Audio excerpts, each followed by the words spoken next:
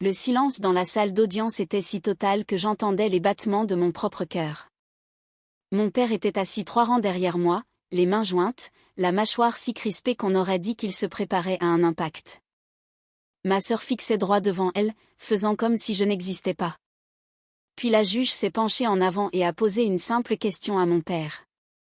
Une seule.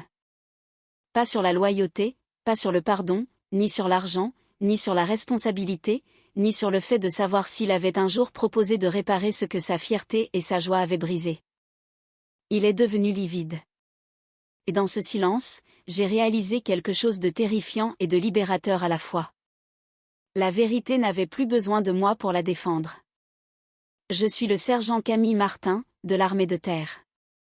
J'ai 29 ans, et il y a 3 semaines, j'étais assise dans un tribunal correctionnel, portant des vêtements civils qui me donnaient l'impression d'être déguisée, à regarder mes parents témoigner contre moi. Pas contre la personne qui avait usurpé mon identité. Pas contre celle qui avait ouvert des crédits à mon nom. Contre moi. Si vous m'aviez dit il y a un an que mon propre père regarderait une juge droit dans les yeux et me traiterait de rancunière pour avoir signalé un délit, j'aurais ri. Je vous aurais dit que vous ne connaissiez pas ma famille. Que mon père croyait au travail acharné, à la responsabilité et au fait de faire ce qui est juste. Que ma sœur était sa fierté, bien sûr, mais pas au détriment de la vérité. J'avais tort. Le greffier a appelé le numéro de l'affaire, et nous nous sommes tous levés. La juge est entrée, sa robe de magistrat ondulant légèrement alors qu'elle prenait place. Je me souviens avoir pensé à quel point elle avait l'air ordinaire. Pas de drame, pas de colère, juste des yeux fatigués et une pile de dossiers. Ma vie, réduite à des feuilles agrafées ensemble. Je n'ai pas regardé en arrière quand mes parents sont entrés. Je n'en avais pas besoin. Je pouvais sentir la déception de ma mère comme une pression sur ma nuque. Mon père n'est pas venu s'asseoir à côté de moi. Il est allé directement au rang derrière ma sœur, a posé une main sur son épaule et l'y a laissé. C'est à ce moment-là que c'est devenu réel. Ma sœur Sophie était l'accusée, poursuivie pour usurpation d'identité et fraude au crédit. Cette crédit à la consommation, 59 000 €, le tout à mon nom, le tout rattaché à l'adresse de mes parents. J'étais la victime. Et d'une manière ou d'une autre, j'étais aussi la méchante. Avant de vous dire ce que la juge a demandé à mon père, avant de vous dire comment une seule question a démoli l'histoire qu'il se racontait depuis des années, je dois vous ramener au début. Au matin où mon téléphone a vibré dans le couloir d'une caserne et où tout ce que je croyais savoir sur ma famille s'est effondré. Parce que ça n'a pas commencé dans un tribunal. Ça a commencé avec une alerte de ma banque. J'étais sur la base de Mourmelon, j'attendais le début de mon service. Le couloir sentait le détergent industriel et le café brûlé. Je me souviens que je parcourais mes emails en écoutant distraitement 2 jeunes recrues se disputer à propos des gardes du week-end, quand mon téléphone a vibré. Alerte de crédit, changement significatif détecté. J'ai failli l'ignorer. Mon profil financier ne changeait jamais. Je payais tout à temps. Je suivais mes finances de la même manière que je suivais mon équipement. Méthodique, précise, sans place pour l'erreur. Cette habitude m'avait maintenue à flot depuis que je m'étais engagée à 19 ans. Mais quelque chose m'a poussé à ouvrir la notification. Le chiffre qui s'est affiché n'avait aucun sens. Je l'ai fixé comme s'il était écrit dans une autre langue. 3 mois plus tôt, j'avais une situation financière impeccable. On ne se retrouve pas fiché à la Banque de France par accident. Ce genre de chute signifie une catastrophe. Mes mains se sont mises à trembler tandis que j'ouvrais le rapport complet. Un crédit, puis un autre, puis un autre. Des noms que je reconnaissais. CTLM, Cofidis, BNP Paribas. Des crédits que je n'avais jamais souscrits. Des soldes au maximum. Des échéances manquées. Des frais de retard qui s'empilaient. Une dette totale de 59 214 €. Je me suis assise sur le carrelage froid parce que mes genoux ne me portaient plus. J'ai appelé le premier organisme de crédit de la liste. Ma voix semblait lointaine, comme si elle appartenait à quelqu'un d'autre. Il doit y avoir une erreur, ai-je dit. Je n'ai pas ouvert ce compte. La femme au bout du fil a marqué une pause. Madame, ces comptes ont été ouverts avec votre numéro de sécurité sociale. L'adresse de facturation enregistrée, elle l'a lu à voix haute. La maison de mes parents. Les murs semblaient se refermer sur moi. Je lui ai demandé de répéter. Elle l'a fait. Même adresse, même code postal, l'endroit où j'avais grandi, l'endroit que mon père appelait encore sa maison. J'ai raccroché et j'ai ouvert un autre relevé. Puis un autre.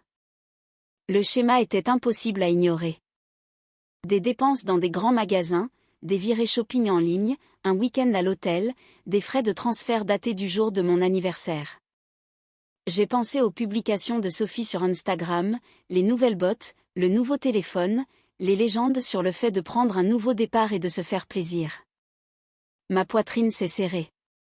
Sophie avait 4 ans de plus que moi. Celle pour qui mon père s'était toujours inquiété. La sensible. Celle qui ressentait les choses profondément.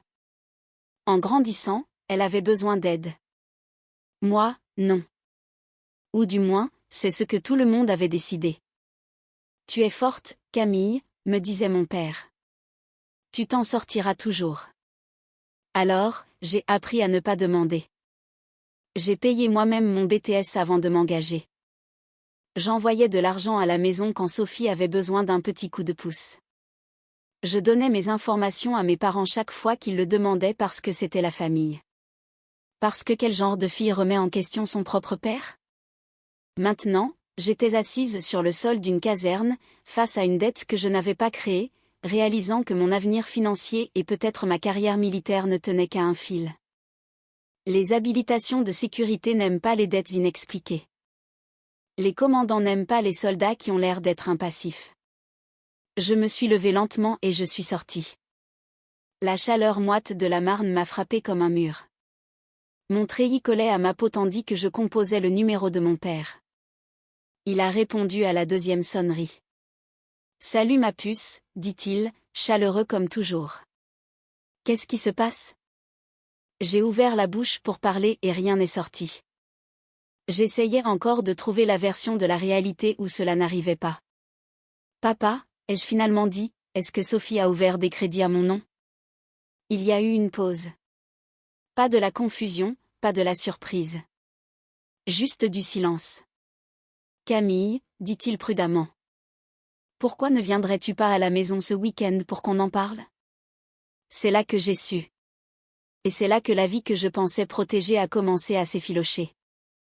J'ai conduit jusqu'à la maison ce week-end-là, la mâchoire si serrée que j'en avais mal. De Mourmelon à la maison de mes parents en Normandie, il y avait un peu moins de 3 heures de route, assez longtemps pour que mes pensées tournent en boucle, sans pitié. Kilomètre après kilomètre sur l'autoroute A13, des champs de colza et des panneaux publicitaires délavés, et une seule question qui martelait dans ma tête. Depuis combien de temps cela durait-il ? La maison de mes parents avait l'air identique. Un pavillon beige, des volets blancs que mon père repeignait un été sur 2. Le petit jardin bien entretenu à l'avant. Pendant une seconde, je me suis presque convaincue que j'avais surréagi, qu'il y avait une explication qui ne se terminait pas par une trahison. Puis j'ai vu la voiture de Sophie dans l'allée, un modèle plus récent que celui qu'elle avait l'année dernière. Je me suis garée derrière elle et je suis restée assise un moment, le moteur coupé, les clés encore à la main. Je me suis souvenue d'avoir 10 ans, debout dans cette même allée avec un genou écorché qui saignait à travers mon jean. Mon père m'avait jeté un coup d'œil, puis s'était tourné vers Sophie, qui pleurait parce qu'elle avait raté un but à son match de foot. « C'est rien, Camille », avait-il dit. « Va te nettoyer. Ta sœur a besoin de moi. » Je suis sortie de la voiture. Sophie était sur le canapé, faisant défiler son téléphone quand je suis entrée. Elle a levé les yeux, a souri trop vite, puis a posé le téléphone, écran vers le bas. Ma mère se tenait dans la cuisine, les mains occupées à ne rien faire. Mon père était adossé au comptoir, les bras croisés, déjà sur la défensive. Personne ne m'a pris dans ses bras. Je ne me suis pas assise. Depuis combien de temps, ai-je demandé. Les yeux de Sophie se sont tournés vers mon père. Camille, dit-il en soupirant comme si je l'épuisais déjà.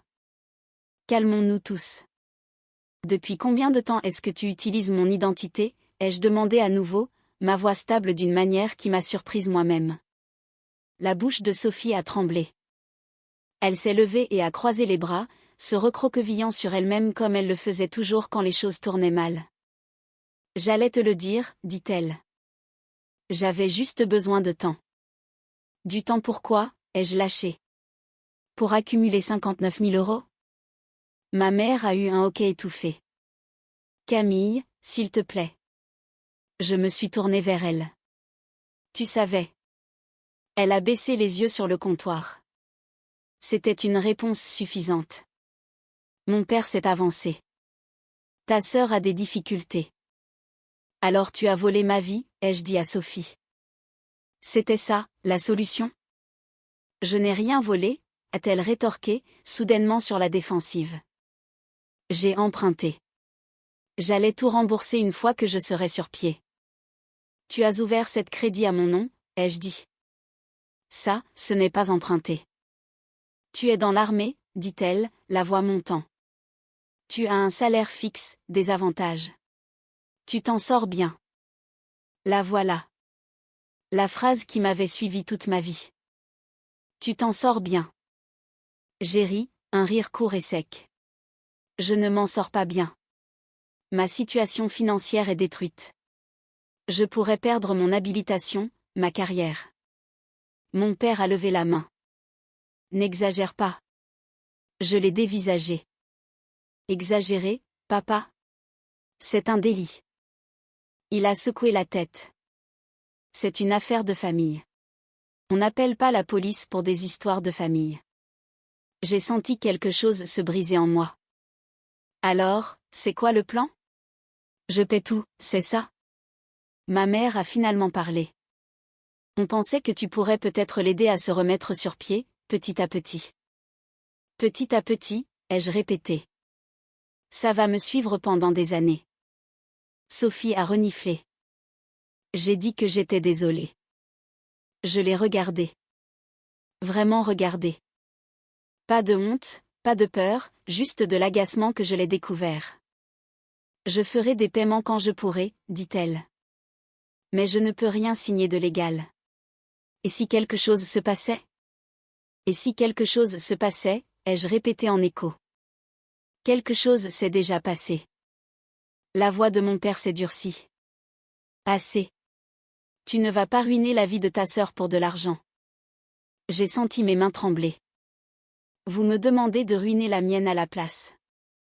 Il m'a regardé comme s'il ne comprenait pas le problème. Tu es forte, Camille. Tu retombes toujours sur tes pieds. C'était ça. La phrase qui expliquait tout. Ce n'était pas à Sophie d'assumer les conséquences. C'était à moi. J'ai essayé une dernière fois. Si elle signe une reconnaissance de dette, je n'irai pas à la police. Sophie a secoué la tête immédiatement. Non, ce n'est pas juste. Mon père a hoché la tête. Elle a raison. On ne va pas transformer ça en un imbroglio juridique. Quelque chose s'est tué en moi. La partie qui espérait encore. Alors je vais m'en occuper moi-même, ai-je dit. Les yeux de ma mère se sont écarquillés. Qu'est-ce que ça veut dire? Ça veut dire que je vais porter plainte. Sophie a fondu en larmes. Ma mère s'est précipitée à ses côtés. Le visage de mon père est devenu rouge. Tu n'oserais pas, a-t-il dit. Si, ai-je répondu. Et je vais le faire. Il a pointé la porte du doigt. Si tu fais ça, ne reviens plus ici. Je suis sortie sans un mot de plus. Le trajet de retour à la base semblait irréel, comme si je regardais ma vie de l'extérieur.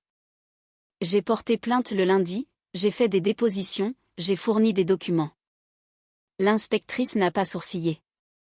C'est de l'usurpation d'identité, a-t-elle dit. Clair comme de l'eau de roche. Quand mes parents l'ont appris, mon père a laissé un message vocal. Tu as dépassé les bornes, a-t-il dit. Tu as couvert cette famille de honte. 3 semaines plus tard, j'étais assise dans un tribunal, réalisant que la honte était le moindre de mes soucis. Au moment où la date de l'audience est arrivée, j'avais arrêté de dormir la nuit. Chaque fois que je fermais les yeux, mon esprit rejouait des chiffres au lieu de rêves. Des soldes, des taux d'intérêt, des dates d'échéance, le calcul lent et implacable d'une vie qui se défaisait parce que quelqu'un d'autre avait décidé que mon nom était pratique. De retour à la base, je gardais une posture droite et une voix égale. Je faisais mon sport. J'arrivais en avance. Je respectais toutes les normes. Sur le papier, j'étais toujours le sergent Camille Martin, fiable, carré, digne de confiance. À l'intérieur, je retenais mon souffle, attendant les retombées. La première réunion avec mon commandant d'unité a été professionnelle, mais tendue. Il ne m'a accusé de rien. Il n'en avait pas besoin. Il a fait glisser une copie imprimée de mon rapport de la Banque de France sur le bureau, a tapoté la dette totale avec son stylo et a dit « Cela pourrait devenir un problème si ce n'est pas résolu. » J'y travaille, mon commandant, ai-je dit. Il a hoché la tête. Je l'espère. Vous avez un bon dossier. Ne laissez pas des problèmes personnels devenir des problèmes professionnels. Des problèmes personnels. C'est à ça que ma vie avait été réduite. Les banques ont commencé à appeler. Matin, soir, des numéros que je ne reconnaissais pas, illuminant mon téléphone, des messages vocaux s'accumulant, chacun plus urgent que le précédent. Je répondais quand je pouvais, j'expliquais la fraude, je demandais du temps. Certains étaient compréhensifs, d'autres non. D'après nos dossiers, madame, ces comptes ont été ouverts avec votre consentement. Non, ai-je dit pour la 100e fois, ce n'est pas le cas. Vous devrez le prouver. Le prouver. J'ai faxé des dépôts de plainte. J'ai envoyé des attestations sur l'honneur. J'ai posté des copies de ma carte d'identité et de mes ordres de mission montrant que j'étais en déploiement ou en formation lors de certaines ouvertures de compte. Chaque étape me donnait l'impression de supplier qu'on me croie à propos de ma propre vie. Un après-midi, pendant le déjeuner, je me suis assise dans ma voiture et j'ai de nouveau fait défiler les réseaux sociaux de Sophie, même si je savais que je ne devrais pas. C'était comme appuyer sur un bleu pour voir s'il faisait encore mal. Et voilà, une publication d'il y a 8 mois. Un selfie souriant dans le miroir d'un grand magasin, des sacs de shopping à ses pieds. La légende disait, énergie de nouveau départ. L'horodatage correspondait à une dépense sur l'une des cartes. 2300 €. Même magasin. J'ai éteint mon téléphone et j'ai appuyé mon front contre le volant. Je n'étais plus seulement en colère. Je faisais mon deuil.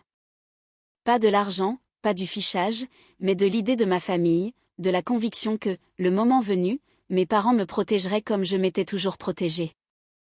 L'inspectrice chargée de mon affaire, l'inspectrice Lambert, m'a appelé 2 semaines avant l'audience. Nous avons terminé l'enquête préliminaire, a-t-elle dit. Les preuves sont solides. À quel point, ai-je demandé. Elle n'a pas hésité. Schéma clair. Comptes multiples. Dépenses liées à l'adresse de vos parents. Adresse IP. Des textos où votre sœur vous demandait vos informations. Ça va aller au tribunal. Mon estomac s'est noué. Mes parents sont furieux. Ça ne change rien au fait, a-t-elle répondu. Êtes-vous préparé à ce qu'ils viennent? Je ne sais pas, ai-je dit honnêtement. Ils viennent souvent, a-t-elle dit. Parfois pas pour la raison que vous espérez. La veille de l'audience, mon père a finalement appelé. Pas pour s'excuser, pas pour me demander comment je tenais le coup. L'avocat de Sophie dit que ça pourrait ruiner son avenir, a-t-elle dit. J'ai fermé les yeux. Elle a ruiné le mien. Elle a fait une erreur, a-t-il insisté. Tu vas trop loin. Trop loin, ça aurait été de prétendre que rien ne s'était passé, ai-je dit. Trop loin, ça aurait été de la laisser continuer. Il y a eu une pause. Si tu aimais ta sœur, tu retirerais ta plainte. Si tu m'aimais, ai-je dit doucement, tu ne me le demanderais pas. Il a raccroché. Le matin de l'audience, je portais un blazer bleu marine et un chemisier blanc. Mon uniforme est resté dans le placard. Je ne voulais pas que le tribunal voie un soldat. Je voulais qu'il voie une personne. Quand je suis arrivée, Sophie était déjà là avec son avocat. Elle avait l'air plus petite, en quelque sorte. Pas de maquillage, les cheveux tirés en arrière. Elle ne m'a pas regardée. Puis mes parents sont entrés. Ils ne m'ont pas adressé la parole. Ils sont allés directement vers elle. Ma mère a pris la main de Sophie. Mon père s'est penché et lui a murmuré quelque chose qui l'a fait hocher la tête. Ils se sont assis derrière elle comme un mur. J'ai senti quelque chose se resserrer dans ma poitrine, pas de la surprise, mais une confirmation. C'était le côté qu'ils avaient choisi. La juge est entrée. Le greffier a appelé l'affaire. Les chefs d'accusation ont été lus. Sophie a plaidé non coupable, sa voix tremblant juste assez pour paraître convaincante. Puis son avocat s'est levé. Madame la juge, la défense souhaite appeler des témoins de moralité. Mon cœur a raté un battement. Ma mère est passée à la barre la première. Ce n'est pas une criminelle, a-t-elle dit, les larmes aux yeux. C'est une bonne personne qui s'est sentie dépassée. Puis mon père. Mon autre fille a toujours été pleine de ressentiment, a-t-il dit, regardant droit devant lui. Elle utilise ça pour punir sa sœur. Je suis restée assise là, les poings serrés sur mes genoux, écoutant mon propre père réécrire ma vie. Et puis la juge a levé les yeux de son dossier. C'est là que tout a changé. La juge n'a pas interrompu mes parents pendant qu'ils parlaient. Elle n'a pas soupiré, ni froncé les sourcils, ni donné le moindre signe extérieur de ce qu'elle pensait. Elle a simplement écouté, son stylo se déplaçant lentement sur un bloc-notes jaune, ses yeux se posant sur les documents devant elle, puis se relevant pour étudier les personnes dans sa salle d'audience. Ma mère a tamponné ses yeux avec un mouchoir en descendant de la barre des témoins, évitant soigneusement mon regard. Mon père a suivi, les épaules carrées, la mâchoire serrée comme s'il venait de défendre quelque chose de sacré. Sophie était assise, très droite, à la table de la défense. Son avocat s'est penché près d'elle et lui a murmuré quelque chose. Elle a hoché la tête, l'image même de la fragilité. La fille qui valait la peine d'être sauvée. Je me sentais vide. Pas en colère, pas choquée, juste vidée, comme si quelqu'un avait plongé la main en moi et avait retiré la dernière parcelle de douceur. Pendant un bref instant, je me suis demandé si j'aurais dû me taire. Si peut-être tout ça, la dette, les dégâts, le tribunal, était pire que de vivre avec le mensonge. C'était la voix que j'avais été entraînée à écouter toute ma vie, celle qui disait « Ne fais pas de vagues. Ne rends pas les choses plus difficiles. Tu peux gérer ça. » Puis j'ai regardé la pile de papiers devant la juge, mes relevés bancaires, les plaintes, les journaux de transaction, les preuves que je n'avais pas imaginées. La juge a ajusté ses lunettes et a enfin parlé. « Monsieur et Madame Martin, » dit-elle d'un ton égal. « Veuillez rester debout. » Mes parents se sont figés. Mon père a attrapé la main de ma mère, la serrant comme s'ils se préparaient ensemble. « J'ai écouté vos témoignages, » a poursuivi la juge. « Vous pensez que votre fille Sophie a fait une erreur. Vous pensez que cette affaire aurait dû être gérée en privé, et vous pensez que les actions de votre autre fille sont motivées par le ressentiment plutôt que par le préjudice subi. » Ma mère a hoché la tête rapidement. « Oui, Madame la juge. C'est exactement. » « Je n'ai pas encore posé de questions, » dit la juge calmement. Un silence pesant s'est abattu. Elle a de nouveau baissé les yeux sur le dossier. Selon les preuves, ces crédits à la consommation ont été ouverts en utilisant le numéro de sécurité sociale du sergent Martin. La dette totale est d'environ 59 000 €. Les comptes étaient liés à votre résidence. Est-ce exact? Mon père s'est éclairci la gorge. C'est ce que disent les papiers. La juge a levé les yeux. Et vous êtes conscient que l'usurpation d'identité et la fraude au crédit sont des délits? Oui, Madame la juge, a dit mon père. Elle a fait une pause, juste assez longtemps pour que la salle retienne son souffle. Alors j'ai une question, a-t-elle dit. J'ai senti mon cœur battre contre mes côtes. Elle a tourné son regard entièrement vers mon père. À un quelconque moment, avant ou après que cela ait été découvert, avez-vous proposé de rembourser, de vous porter co-emprunteur, ou d'assumer d'une manière ou d'une autre la responsabilité pour les 59 000 € que votre fille Sophie a contractés au nom du sergent Martin. Mon père a ouvert la bouche. Rien n'est sorti. La juge a attendu. 5 secondes ont passé, 10. La respiration de ma mère est devenue superficielle. Mon père fixait le sol. Je n'ai pas demandé si vous en aviez les moyens, a dit la juge doucement. J'ai demandé si vous l'aviez proposé. Mon père a dégluti difficilement. Non, a-t-il dit finalement. Le mot est tombé avec un bruit sourd. Avez-vous proposé un plan de paiement, a demandé la juge. Non. Avez-vous contacté l'un des créanciers au nom du sergent Martin? Non. Avez-vous offert une quelconque forme de dédommagement à la victime de ce délit? Les épaules de mon père se sont affaissées. Non, madame la juge. La juge a hoché la tête une fois, comme si elle s'était attendue à cette réponse depuis le début. Vous avez demandé à ce tribunal de considérer la plainte du sergent Martin comme un acte de vengeance, a-t-elle dit. Pourtant, il n'y a aucune preuve que vous ayez pris des mesures pour atténuer le préjudice qu'elle a subi. Au lieu de cela, vous semblez avoir attendu d'elle qu'elle absorbe seule les conséquences. Ma mère s'est mise à pleurer.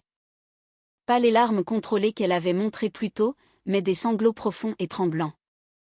Mon père ne l'a pas regardée. La juge a tourné son attention vers Sophie. Mademoiselle Martin, les preuves contre vous sont substantielles. Plusieurs comptes, des transactions documentées et des communications demandant des informations personnelles à la victime. D'après ce que j'ai examiné, cette affaire ira en jugement. L'avocat de Sophie a commencé à parler, mais la juge a levé la main. Le contrôle judiciaire est maintenu, a-t-elle dit. Interdiction de contact avec la victime. Passeport confisqué.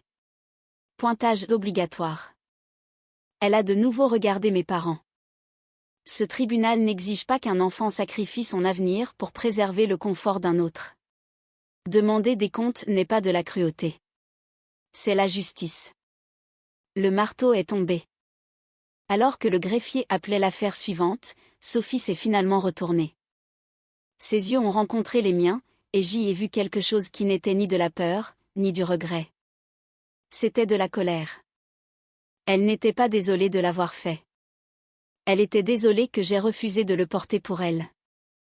Je me suis levée sur des jambes qui semblaient étrangement stables. Mes parents ne m'ont pas suivi dehors. Ils sont restés derrière Sophie, resserrant les rangs une dernière fois. Dehors, devant le palais de justice, l'air semblait différent, plus léger. Non pas parce que les dégâts étaient réparés, mais parce que la vérité avait été dite à voix haute par quelqu'un qui comptait. Je savais que le procès était encore à venir. Je savais que les conséquences mettraient des années à se dénouer complètement. Mais pour la première fois depuis que cette alerte de crédit avait vibré sur mon téléphone, je sentais quelque chose qui ressemblait à de la terre ferme sous mes pieds. L'histoire que mon père avait racontée, que j'étais sans cœur, rancunière, déloyale, s'était finalement effondrée sous le poids d'une seule question, et plus rien ne serait jamais pareil. Les semaines entre l'audience et le verdict se sont étirées, plus longues que n'importe quelle mission que j'avais connue. Il n'y avait pas d'explosion, pas d'alarme, pas d'ordre crié, juste l'attente. Le genre de silence qui laisse vos pensées tourner sans fin, grattant les vieilles blessures et les nouvelles peurs jusqu'à ce que tout semble à vif. De retour à la base, la vie continuait comme si de rien n'était. Le clairon sonnait toujours à l'aube. Les Rangers frappaient toujours le bitume en rythme parfait. Les ordres tombaient toujours, clairs et précis. L'armée se fichait que ma famille se soit fracturée dans une salle d'audience. Ce qu'il importait, c'est que je sois présente, que je fasse mon travail et que j'empêche ma vie personnelle de devenir un passif. J'ai fait les trois. J'ai gardé la tête basse et mon dossier impeccable. J'ai fait le suivi avec chaque banque, chaque créancier, chaque agence. J'ai envoyé des copies de documents judiciaires et de dépôts de plaintes jusqu'à ce que les mots « victime d'usurpation d'identité » me semblent gravés sur mon identité aussi durablement que mon grade. Certains jours, les appels étaient courtois. D'autres jours, non. Nous avons toujours besoin d'un paiement, sergent Martin. Je n'ai pas ouvert le compte. Ça ne change rien au solde. Ces conversations me vidaient d'une manière qu'aucune marche de 20 km n'avait jamais réussi à faire. L'épuisement physique avait un point final. Ça, non. Sophie n'a pas cherché à me contacter. L'ordonnance du tribunal le lui interdisait, mais même si elle avait pu, je savais qu'elle ne l'aurait pas fait. Dans sa version des faits, j'étais l'ennemi. La sœur qui avait brisé la règle tacite, protégé la famille, peu importe le coût. Mes parents aussi sont restés silencieux. Pas de texto, pas d'appel, pas même une nouvelle neutre. La distance semblait délibérée, comme une punition. Un soir, après une journée particulièrement longue, je me suis assise seule dans mon appartement et j'ai fixé mon téléphone, espérant qu'il s'allume. Une partie de moi voulait que mon père appelle et dise qu'il avait eu tort, qu'il avait choisi le confort plutôt que la vérité et qu'il comprenait enfin ce que cela avait coûté. Une autre partie de moi savait déjà que c'était inutile. L'inspectrice Lambert a appelé exactement 4 semaines après l'audience. Sa voix était calme, professionnelle. Sophie a accepté une procédure de CRPC. Elle a dit qu'elle plaide coupable pour usurpation d'identité et fraude au crédit. J'ai fermé les yeux. Qu'est-ce que ça signifie ? 2 ans de prison avec sursis, 5 ans de mise à l'épreuve, un suivi psychologique obligatoire, 200 heures de travaux d'intérêt général et le remboursement intégral. Le mot « remboursement » a résonné. La totalité ? Oui, 59 000 € plus les intérêts, par mensualité. J'ai fait le calcul sans réfléchir. Au niveau de revenus de Sophie, cela prendrait des années, une décennie, peut-être plus. Si elle manque un paiement, ai-je demandé. Elle viole sa mise à l'épreuve, a dit l'inspectrice Lambert, et elle exécute la totalité de la peine de prison. J'ai senti quelque chose se desserrer dans ma poitrine. Pas de la joie, pas de la satisfaction, juste la conscience que les conséquences existaient désormais en dehors de mon corps. Après l'appel, je me suis assise sur le bord de mon lit et j'ai regardé le mur. Je pensais que je me sentirais vengée ou soulagée. Ce que je ressentais à la place, c'était de la fatigue. Une fatigue jusqu'à l'os. 3 jours plus tard, mon père a appelé. J'ai failli ne pas répondre. Sa voix semblait plus vieille que dans mon souvenir. Camille, dit-il. On peut parler ? Je n'ai pas répondu. De ce que j'ai demandé ? Une pause. De tout. Nous nous sommes retrouvés dans un café à mi-chemin entre ma base et la maison de mes parents. Terrain neutre, pas de photos de famille au mur, pas d'histoire incrustée dans les meubles. Il avait l'air plus petit, assis en face de moi. Ses mains tremblaient légèrement alors qu'il levait sa tasse. « Je n'ai pas bien géré ça », a-t-il dit finalement. J'ai attendu. « Je pensais que je protégeais ta sœur », a-t-il continué. Je n'ai pas vu que je te faisais du mal. J'ai étudié son visage, les rides autour de ses yeux, le pli têtu de sa bouche. Tu as vu, ai-je dit doucement. Tu as juste décidé que c'était acceptable. Il a tressailli. Je ne pensais pas que tu craquerais. Je n'ai pas craqué, ai-je dit. J'ai plié. C'est différent. Il a hoché la tête lentement. J'aurais dû être à tes côtés dans ce tribunal. Oui, ai-je dit. Tu aurais dû. Le silence s'est installé entre nous. Ce n'était pas une réconciliation. C'était un inventaire des dégâts. Je ne te demande pas de me choisir au détriment de Sophie, ai-je dit. Mais je ne serai plus sacrifié pour maintenir la paix. Il a baissé les yeux. Ta mère n'est pas prête. Je sais, ai-je dit. Quand elle le sera, elle pourra m'appeler. Nous nous sommes séparés sans nous prendre dans les bras. Le premier chèque de remboursement est arrivé 2 mois plus tard. 412 €. Je l'ai déposé et j'ai regardé le chiffre sur mon compte changer d'un montant qui se remarquait à peine. Mais c'était une preuve. La preuve que l'histoire avait changé, que le fardeau n'était plus seulement le mien. Cette nuit-là, j'ai dormi d'une traite jusqu'au matin pour la première fois depuis des mois. L'audience de détermination de la peine était plus calme que la mise en examen, mais elle avait plus de poids. Il n'y avait pas de témoin de moralité cette fois-ci. Pas de discours sur la loyauté familiale. Personne ne s'est levé pour expliquer que Sophie était en réalité une bonne personne qui avait juste besoin de compréhension. Les faits étaient déjà consignés, et les faits n'ont pas besoin d'être défendus quand ils ont enfin été reconnus. J'étais assise seule sur l'un des bancs en bois dur, les mains jointes sur mes genoux, le dos droit par habitude. J'avais pris ma matinée et j'étais venue en avance, me garant à 3 rues de là pour pouvoir marcher et me vider la tête. L'air était froid, vif dans mes poumons, il manquerait. Sophie était de nouveau assise à la table de la défense, mais elle avait l'air différente maintenant, plus petite. Pas de manière fragile, plutôt comme quelqu'un qui avait réalisé que le monde n'allait plus se plier autour d'elle. Son avocat a parlé brièvement. Elle a hoché la tête quand on le lui a demandé. Elle ne m'a pas regardé. Mes parents sont arrivés ensemble, mais ils ne se sont pas assis derrière elle cette fois. Ils ont pris des places plus loin, séparés par un petit espace, mais un espace indéniable. Ma mère fixait ses mains. Mon père gardait les yeux sur la juge. Quand la juge a examiné l'accord de plaider coupable et a prononcé la sentence, les épaules de Sophie se sont légèrement affaissées. Sursis avec mise à l'épreuve, travaux d'intérêt général, suivi obligatoire, remboursement, une condamnation pénale qui la suivrait partout. Le marteau est tombé et c'était fini. Pas d'éclat dramatique, pas d'excuses, juste la fin d'un chapitre et le début d'un autre qui mettrait des années à se résoudre. Alors que les gens commençaient à sortir, mon père s'est levé lentement. Il a hésité, puis a marché vers moi. Pendant un instant, je me suis demandé s'il allait dire quelque chose, ici, au grand jour, où la vérité ne pouvait pas être réécrite.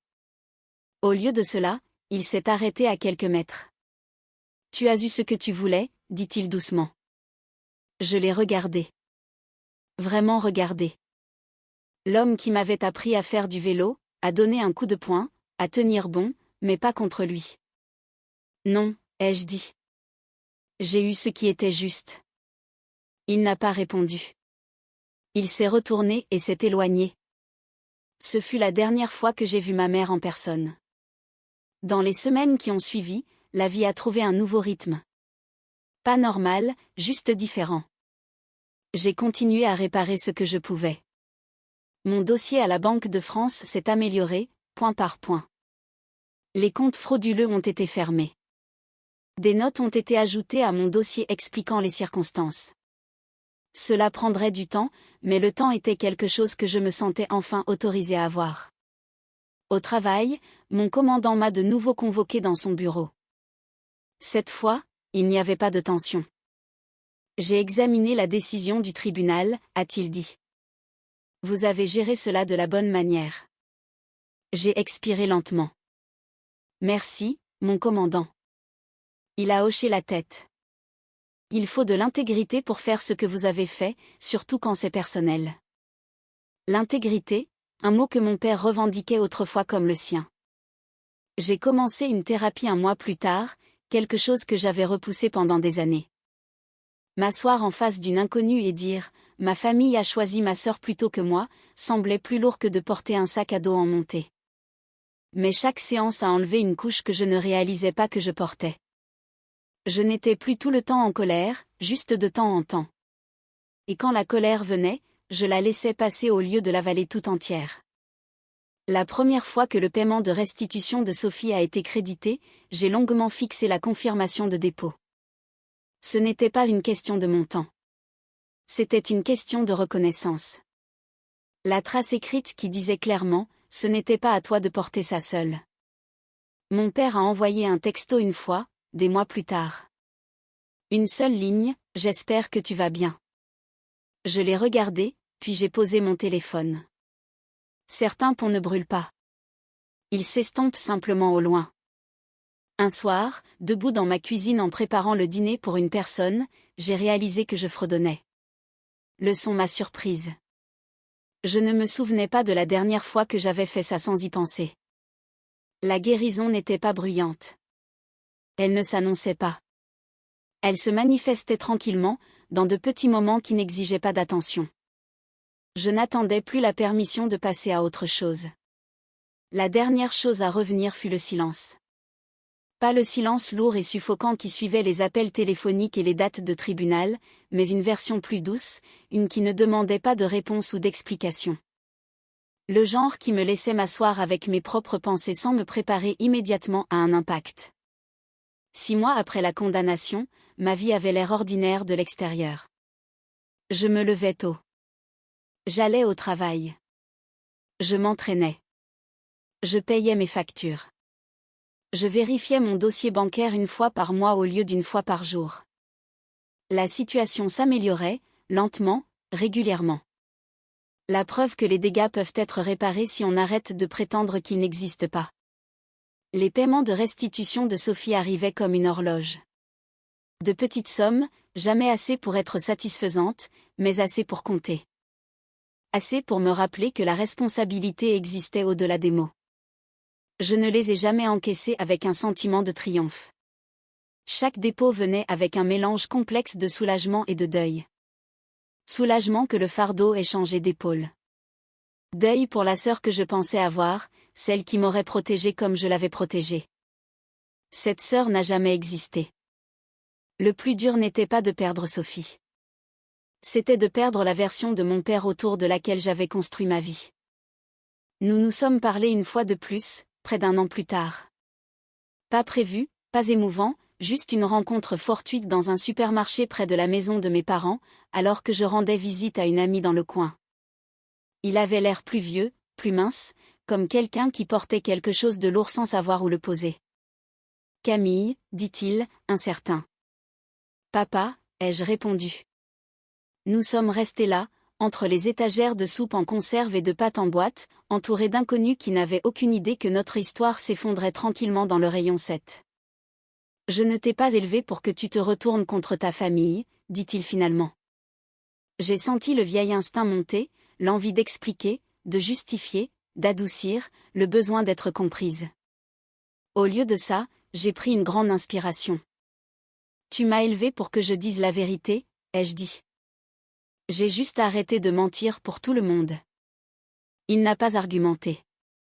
Il ne s'est pas excusé non plus. Il a hoché la tête une fois, comme s'il classait cette réponse quelque part où il pourrait la revisiter plus tard. C'était suffisant. Ma mère n'a jamais cherché à me contacter. J'ai arrêté de l'attendre. À un certain moment, l'espoir devient une habitude, et les habitudes peuvent être rompues. Ce qui m'a le plus surprise, ce n'est pas la perte. C'est l'espace qui s'est ouvert après. L'énergie que j'avais dépensée à gérer les émotions des autres était soudainement de nouveau à moi. Je l'ai utilisée pour construire quelque chose de plus calme, de plus solide. J'ai trouvé un appartement plus près de la base. Rien d'extraordinaire, propre à moi. Je suspendais mon uniforme avec soin au lieu de le laisser en tas, comme s'il comptait à nouveau, comme si je comptais à nouveau. En thérapie, j'ai appris une phrase qui m'a marquée. Être celle qui ne fait pas de vagues n'est pas un compliment. C'est un signal d'alarme. J'avais passé toute ma vie à être celle qui n'avait pas besoin de grand-chose. Celle qui s'adaptait, celle qui absorbait l'impact pour que les autres n'aient pas à le sentir. Je pensais que c'était de la force. Maintenant, je sais que la force, c'est de dire non sans s'excuser. La force, c'est de laisser les gens assumer les conséquences de leurs choix au lieu d'amortir chaque chute. Parfois, tard le soir, je pensais encore à ce qui aurait pu se passer si je m'étais tue. Si j'avais payé la dette, si j'avais laissé l'histoire être réécrite pour maintenir la paix.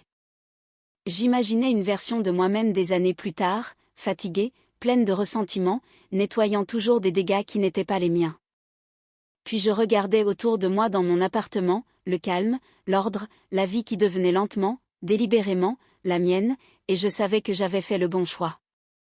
Les gens aiment dire que la famille, c'est tout. Ce qu'ils veulent dire, c'est que la famille est censée être un lieu sûr. Quand elle ne l'est pas, quand l'amour vient avec des conditions et que la loyauté exige l'autodestruction, quelque chose a déjà mal tourné. Je n'ai pas détruit ma famille. J'ai arrêté de la maintenir debout avec mon silence. Si vous écoutez ceci et que vous vous trouvez à ce même carrefour, entre maintenir la paix et conserver votre respect de vous-même, je veux que vous entendiez ceci clairement. Vous n'êtes pas cruel en choisissant la responsabilité. Vous n'êtes pas sans cœur en refusant d'être utilisé. Et vous n'êtes pas seul en abandonnant un rôle qui n'a jamais été juste pour commencer.